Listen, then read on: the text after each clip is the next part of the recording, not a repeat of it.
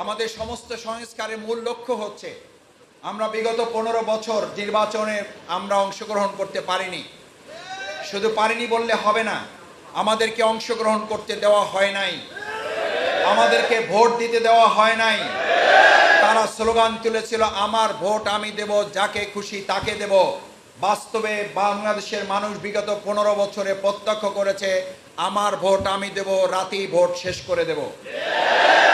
এই রাতের ভোট যারা শেষ করে দিয়েছেন, জনগণের ভোটের মূল্য এবং জনগণের ভোটের প্রয়োজন যারা মনে করেন নাই, কেউ কেউ এখন সুশীল সমাজের অংশ হিসাবে মহলার চেষ্টা করছেন আওয়ামী লীগকেও ভোটে অংশগ্রহণ করানো প্রয়োজন। আমি তাদের কাছে জিজ্ঞেস করতে চাই, বিগত 15 বছরে তারা কি আপনাদের আমাদের কারো ভোটের প্রয়োজন মনে করেছিল? যারা মানুষের ভোটের প্রয়োজনই মনে করে নাই, যারা নির্বাচনই মনে করে নাই, তারা নিজের বক্তব্য আছে। এই শেখ হাসিনার ভিডিও এখন বাচ্চা শিশুদের কাছেও পাওয়া যায়।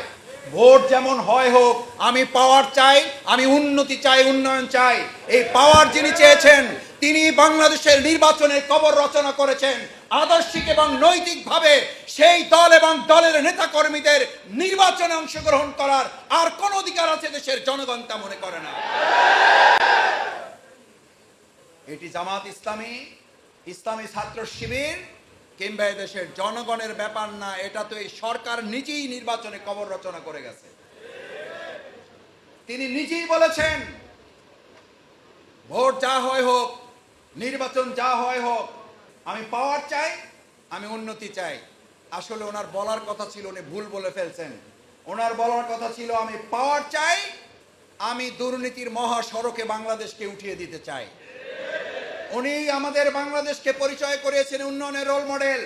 আসলে গোটা পৃথিবীতে বাংলাদেশ পরিচিতি পেয়েছে দুর্নীতির রোল মডেল। উনি আমাদেরকে বলেছেন, আমাদেরকে হাইওয়ে এক্সপ্রেসে উঠিয়ে দিয়েছেন। আসলে উনি আমাদেরকে আয়না ঘরের মধ্যে ঢুকিয়ে দিয়েছেন। কারণ ওনার ব্যাপারে ছাত্র সংগঠন থাকতে আমরা একটা কথা শুনতাম, আওয়ামী লীগ হচ্ছে সেই দল যা করবে তা বলবে না, যা বলবে তা করবে না। এই দলের নাম হচ্ছে আওয়ামী লীগ। সুতরাং বিগত 15 বছরে যা তারা করেছে, যা তারা বলেছে, যা বলেছে তার উল্টাটা করেছে, আর যা তা করার কথা ছিল তার বিপরীতটা তারা বলে এই গোটা বাংলাদেশের 18 কোটি মানুষকে তারা বিভ্রান্ত করেছে।